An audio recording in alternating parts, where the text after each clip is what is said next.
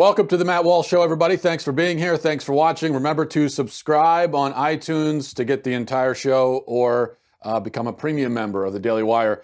I'll tell you right off the top here that there will be a new law when I am dictator of America. I'm always, I have a running list of laws that I'll be putting in place once I have seized control.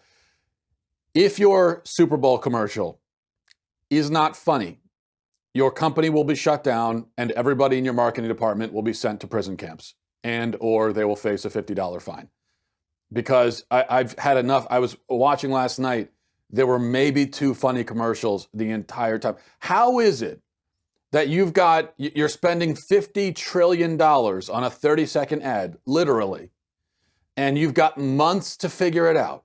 This is when it comes to ads, I mean, this is your moment. This is the best you could possibly do. If you're marketing or if you're in advertising, this is your entire life has led up to this moment, to this 30-second spot between second quarter and halftime. Right now, this is it. How do you not come up with something that's at least amusing? I mean, how do you end up with something lame and unfunny? That's my question. I'll have more to say about Super Bowl commercials because, of course, it's a very important topic in a few minutes. As for the game itself, I couldn't be happier that the Patriots pulled off a victory. And if you cannot appreciate the greatness that we are witnessing from the Patriots and Tom Brady, then you, sir or ma'am, are un-American. You are anti-American and un-American. And I say that I'm not even a Patriots fan. I'm Ravens all the way. So I'm not a Patriots fan, but the Patriots have managed to be the best team in the league for like 2 decades in a row. 9 Super Bowl appearances, 6 wins in 17 years. The Steelers, by comparison, okay, they have 6 Super Bowl wins. That goes back to 1975. They've gotten those wins over the course of 40 years or more.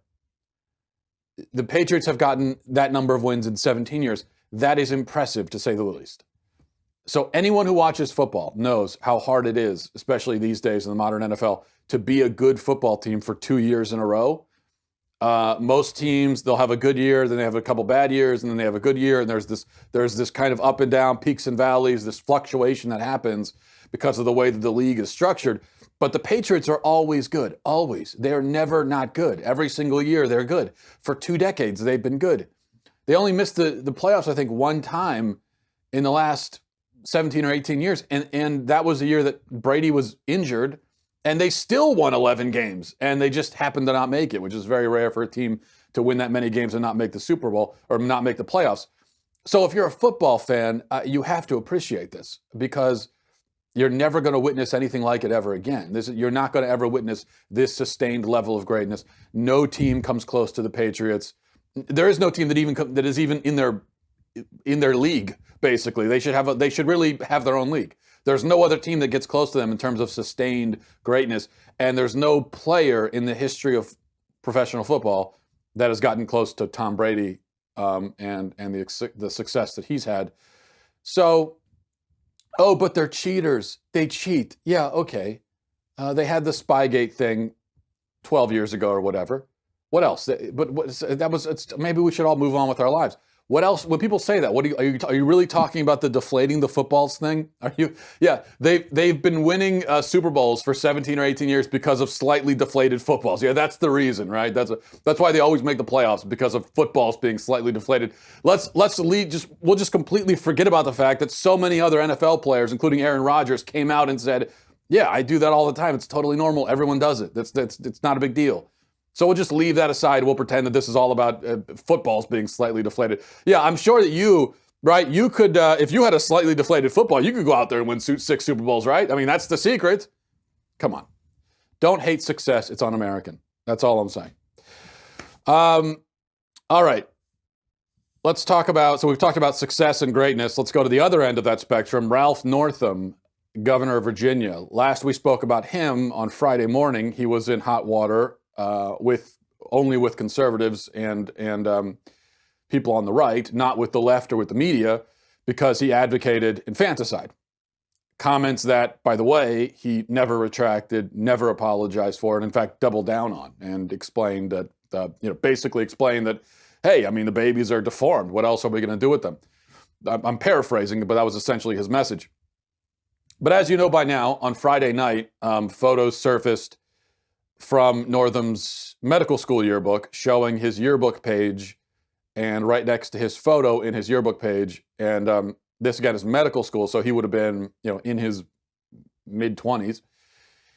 Right next to his photo is a photo of two people, one in blackface, the other in KKK robes. Northam initially apologized and admitted that it was him and said, oh my gosh, I'm so sorry, it was terrible, it was racist, yada yada.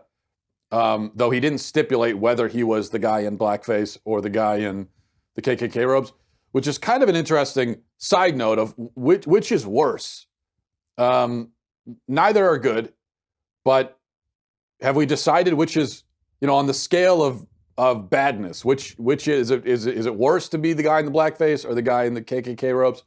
As I said on Friday, if he was the guy in KKK robes, he could always just explain that he was it was a Halloween party and he was going as Margaret Sanger. So, and I think that the left would actually appreciate that. But then he did a press conference on over the weekend, and he retracted and said that actually he said, actually that wasn't me. I wasn't that guy. I thought that maybe I'd been in blackface at the thing, or maybe I was in KKK robes, but no, it actually wasn't me. Now that I had time to think about it, and his real excuse is that he got his blackface instances confused, because no, he didn't wear blackface then, but he did wear blackface, he admitted, when he dressed as Michael Jackson and darkened his face with shoe polish, which sounds really unhealthy from a dermatological perspective. This was a talent show, he said, and he danced as Michael Jackson, and so he thought that he should wear blackface if he's going to do that. Now, a reporter asked him if he's still able to dance like Michael Jackson, and specifically, can he do the moonwalk? Which is yet another important, penetrating question from a member of our media, because democracy dies in darkness, remember. So we need guys in the media to ask governors if they could do the moonwalk. But it did lead to this may be my favorite moment in the history of American politics. This moment right here, watch this. Well, we always are asked when we're running, what kind of things should our people look into. Obviously, there's opposition research on the other side, but I will tell you, no, I didn't ever really think about that there would be anything offensive in my EVMS yearbook.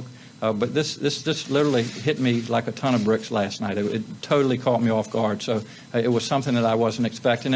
And to your point, the people that do that kind of research, perhaps they should have looked at that. And you said that the competition in San Antonio was a dance competition? Yes. And it was that you danced the moonwalk? That's right. Are you still able to moonwalk?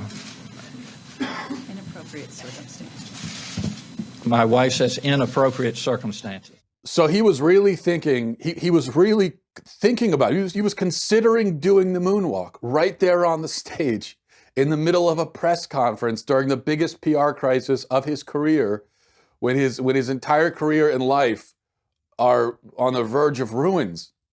And he was thinking about doing the moonwalk right then and there. And then his wife had to step in and stop him, which is really disappointing. I know we're all thinking the same thing. It's like we wish the wife wasn't there, because it would have been great to see him really do it, but or attempt it anyway. But he needed his wife. His wife was there to say inappropriate circumstances. The circumstances are not appropriate for that. Now, I have no respect for Ralph Northam whatsoever. I don't like him, but I can relate to that part at least. That part was relatable. Because as men, we all need our wives to tell us, don't we, when the circumstances are inappropriate. I rely on my wife for that kind of advice on a daily basis. You need your wife there to say, hey, honey, you shouldn't moonwalk during a press conference about the time when you wore blackface. That's not. Or you need your wife to say, hey, honey, your grandmother's funeral is not a good place to organize an arm wrestling tournament. don't do that, or whatever. This is why we have wives. So that was relatable. The rest was not. Overall, the press conference was a disaster. Northam's defense of, no, you've got the wrong blackface photo. I wasn't blackface then. I was blackface at a different point. That defense was one of the worst defenses we've seen a politician use in a very long time. And so Northam is now an embarrassment to the Democrat Party. So they're all demanding that he step down. And he has very few defenders at this point. Everyone's come out against him. They want him gone, and they want his lieutenant governor, Justin Fairfax, to take his place. His lieutenant governor, who happens to be a black man, is also younger. I think he's in his late 30s. So and the other thing about Fairfax, which maybe people don't realize this, is that Fairfax used to be a Planned Parenthood official, or he worked for Planned Parenthood in some capacity. So from the perspective of Democrats, you've got this white guy who is now, there's this scandal because of racist photos, while his lieutenant governor is black. He's also more radically pro-abortion even than Northam is. So as far as Democrats are concerned, yeah, obviously get the other guy in. We got to get this old racist guy out and put Fairfax in. It is just so instructive, though, to see how this is played out. If you think about it, Northam last week came out and said that babies should be delivered and then killed. And that provoked no outrage, no criticism on the left or in the liberal media. None. I mean, really none. Nobody, no prominent Democrat or anyone on the left came out to criticize this guy. It was either silence or agreement. Nobody was coming out against him. Total silence. Then some photos of an inappropriate costume 30 years ago surface, and that's what prompts everyone to demand his resignation. Think about where we are as a country, as a people. When a guy can announce that he's in favor of executing infants, and his political career is in fine shape after that, but then some photos surface of a naughty costume that he wore 30 years ago in his mid-20s, and that's the thing that provokes all this outrage? So this is basically how it went. This is how the dialogue sort of went between Northam and Democrats over the last week or so. Northam said, let's kill babies in the third trimester. The Democrats said, yeah, let's do that. Sounds good. Matter of fact, let's deliver babies and leave them to die. Okay, yeah, sounds good. Great. Or we could resuscitate them and then kill them after that. Cool. Sounds good. We could do that. By the way, I dressed as Michael Jackson once. Dear God, resign, you monster. This is a disgrace.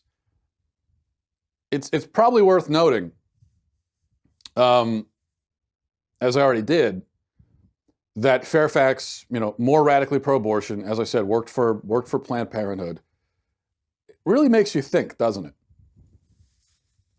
It makes you wonder where these photos came from.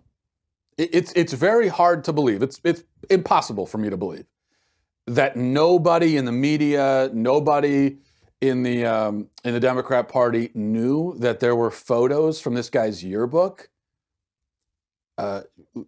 with somebody in blackface and wearing a KKK costume. Nobody thought to check that.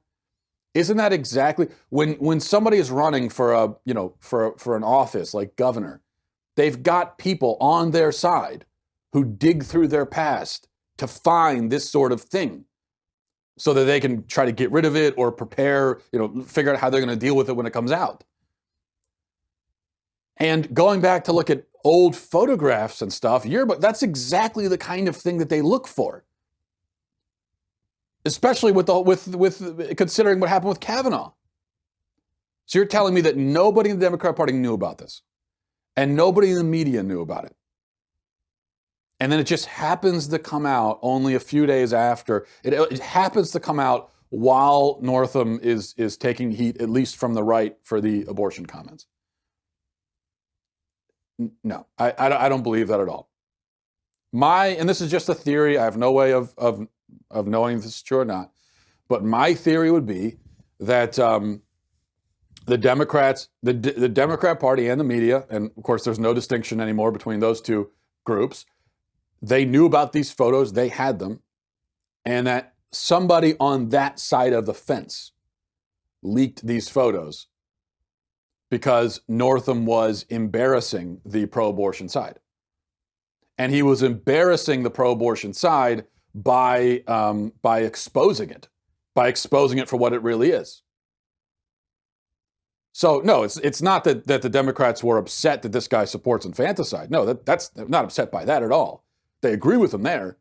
They're just upset that he came out and said it, and that he is such a clumsy advocate for that position. They would much rather have a guy like Fairfax to take that mantle and that banter. That mantle and that banner. There we go. They'd much rather have Fairfax do it. So that would be my theory. I have no information to indicate that at all, but that seems to me to be relatively likely. Because we always have to remember, on the left, with the Democrats, everything is about abortion in the end. That's what everything is about. Everything comes back to that for them. It's always about that. Said the same thing during Kavanaugh. All the heat that Kavanaugh was taking, this smear campaign against him, all of it, all of these people coming out of the woodwork, it was all about abortion because they saw him as a threat to their so-called abortion rights. And I think Northam became, in a way, a threat as well because he was exposing that side and embarrassing it. And if you do that, and if you're on the left, if you're a Democrat and you do that, and you make the pro-abortion side look evil and insane, you're not going to survive. They're going to get rid of you. All right. So the game last night was, as I said, a little boring. And that's when you rely on the commercials to pick up the slack and entertain you. But that wasn't happening. And the halftime show with Maroon 5, that wasn't very entertaining either. That was no help. Though I did appreciate how you had Maroon 5, and then you had SpongeBob made an appearance for some reason, and then the dude from Outkast showed up, and Lil Jon was introducing them. So all you needed was like Norah Jones maybe, or maybe Good Charlotte, to make an appearance, and then we could have really been back in 2002 all over again. So that was kind of great. But then the commercials. The commercials were not only unfunny, but also insufferable. And there was this running feminist theme throughout all the commercials, which is good because the approximately zero feminists who watch football must have really appreciated all of the sucking up that the commercials were doing to them. So there were a lot of commercials like this one. Here's one featuring Serena Williams. The world tells you to wait, that waiting is polite, and good things will just come. But if I waited to be invited in, I never would have stood out. If I waited for change to happen, I never would have made a difference. So make the first move. Don't wait to be told your place. Take it. Don't wait for people to find you. Find them. In work, in love, in life. And most of all, don't wait to be given power, because here's what they won't tell you. We already have it. Okay, so there were a lot of commercials like that, just kind of these vague platitudes, female empowerment, all that kind of stuff. And that led finally at the end, it was all leading up to this moment, and this commercial aired towards the end of the game. When girls face their challenges, they're stronger. I'm a hat! When girls work together, they realize their value. When girls get to play, they learn to win. Girl power! Okay, so they literally ran a girl power ad. I mean, they actually had the girls shouting girl power. They ran a girl power ad with little girls in football pads during the Super Bowl. Insufferable is the word I keep going back to, because that's really what feminism is now. That's all it's become, more than anything. It's just insufferable.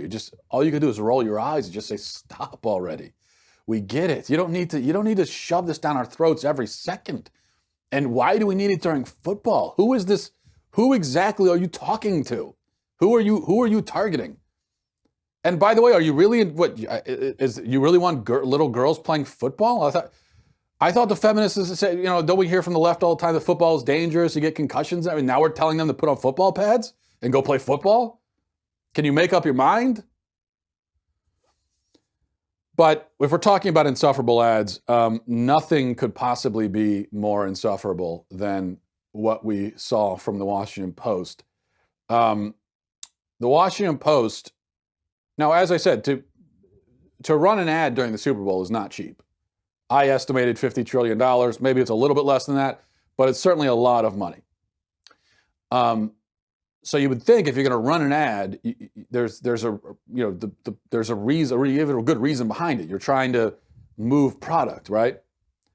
But the Washington Post decided to run an ad during the Super Bowl, and the only reason was just to kiss their own butts. It was just to pat themselves on the back. They decided to spend millions of dollars running an ad to pat themselves on the back. And I hope you have your nausea medication ready, because here's the commercial. When we go off to war, when we exercise our rights, when we soar to our greatest heights, when we mourn and pray, when our neighbors are at risk, when our nation is threatened, there's someone to gather the facts, to bring you the story, no matter the cost.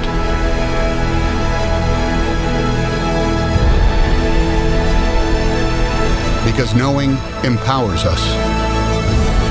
Knowing helps us decide. Knowing keeps us free.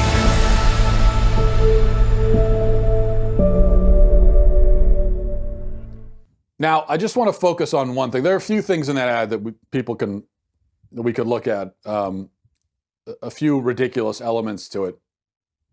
But there's just one thing that jumped out at me. Maybe it jumped out at you as well. The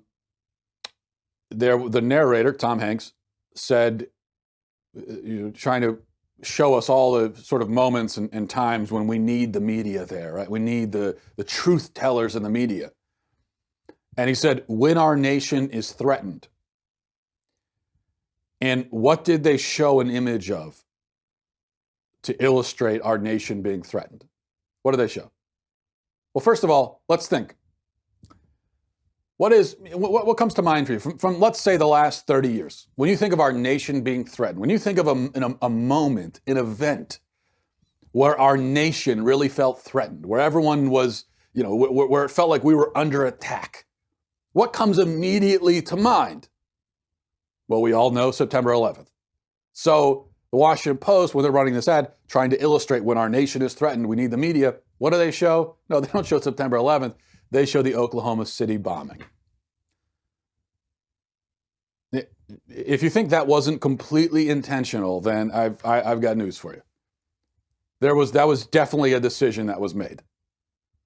There was some real thought behind it. That wasn't just, they were just grabbing for some random piece of footage to put there to go with our nation being threatened. No.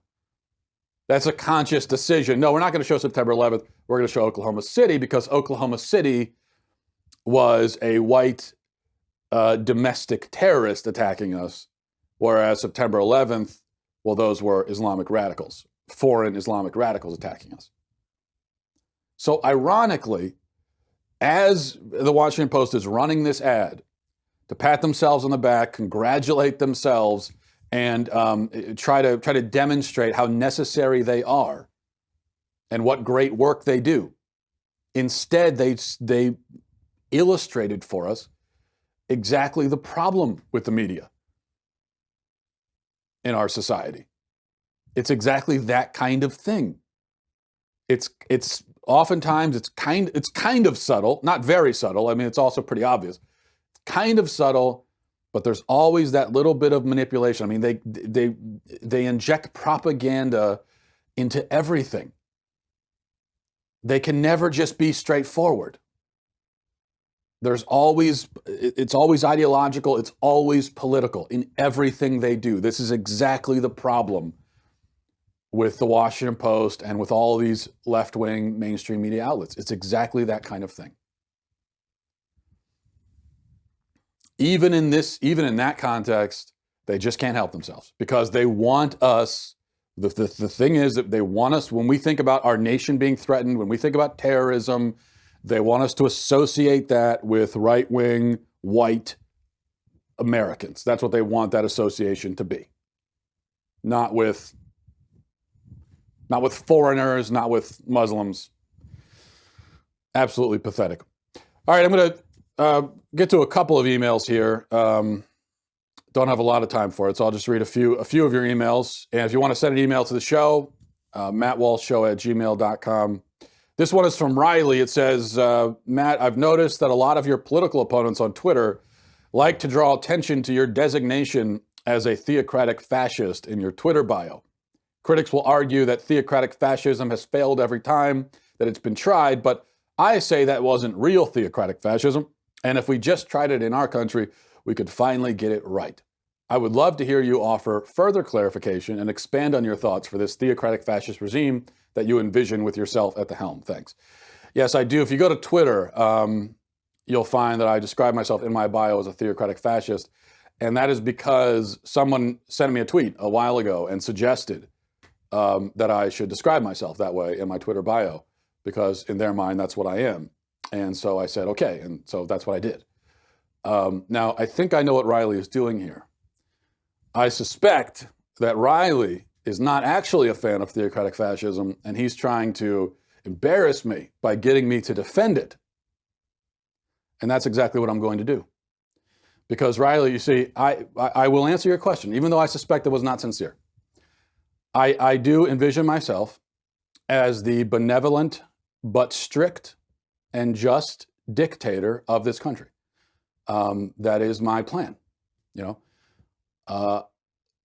And what will I do? Well, I will imprison my opponents, absolutely. I'll force everyone to adopt my belief system.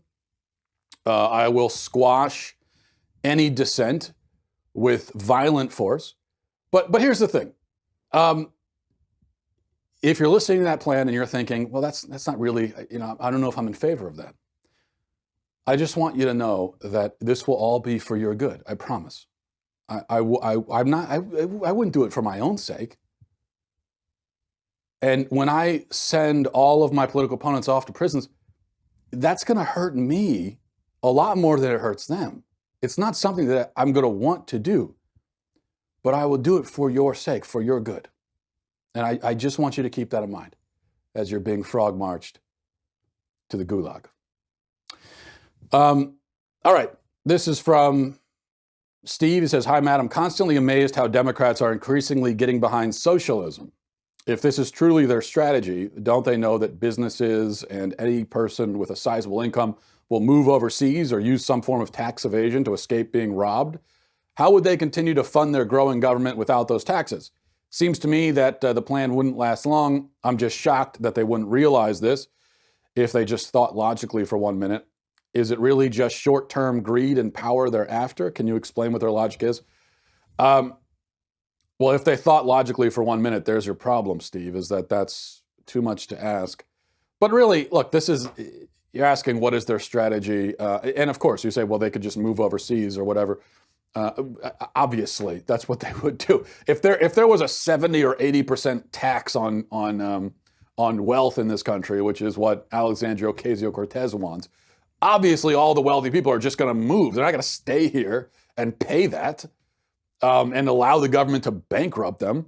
So they're all just going to move. Of course, that's what's going to happen. That is one among many other problems with that sort of plan. But yeah, you talk about their strategy. Well, it's not about that. It's not about actually trying to come up with an economic system that will work, and that will lead to prosperity or whatever. That's not what this is about. This is just about, it's just about, for these politicians anyway. Now, there may be some ignorant, rather stupid, Joe Schmo type liberals who really do want a system like this and who think that it would be a good idea. But as for the politicians who advocate for this, for them, it's just class warfare. It's just shtick. I mean, you've got Elizabeth Warren out there saying, "Oh, people, we can't. It's immoral for people to be wealthy. We can't look at all these wealthy people living their wealthy lives." Meanwhile, she's got millions of dollars. So you think she's actually opposed to wealth? No.